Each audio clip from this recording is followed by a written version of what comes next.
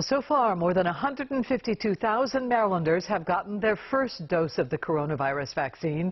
And now one group is pushing to be moved up on the vaccination timeline.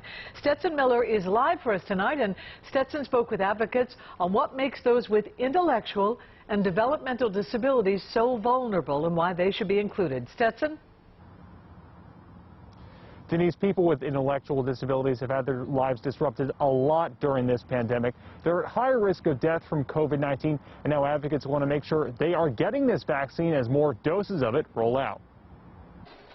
The coronavirus pandemic has dramatically changed life for everyone. But for people with intellectual and developmental disabilities, they are some of the most severely impacted groups. The consequences of all of the mitigating steps necessary to control the pandemic disproportionately affects the lives of people with those conditions. Some can't go to the programs that they used to, disrupting their routines. I think there's real concern about what's going on right now in terms of just all the complexities of life right now, that there will be enduring effects. President and CEO of Kennedy Krieger, Brad Schlager, is among those advocating for people with these disabilities to make sure they get vaccinated against COVID-19 as soon as possible.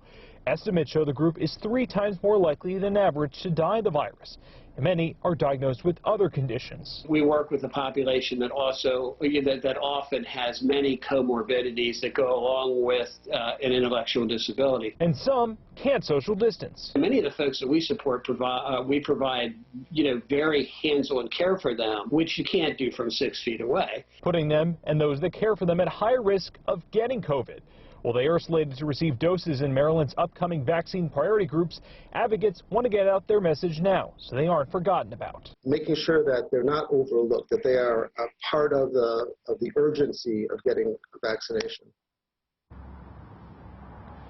And advocates say they'll be working with pharmacies like CVS and Walgreens to get the vaccine out to people with disabilities to make that process as smooth as possible for them. We're live in Green Springs. Stetson Miller for WJZ.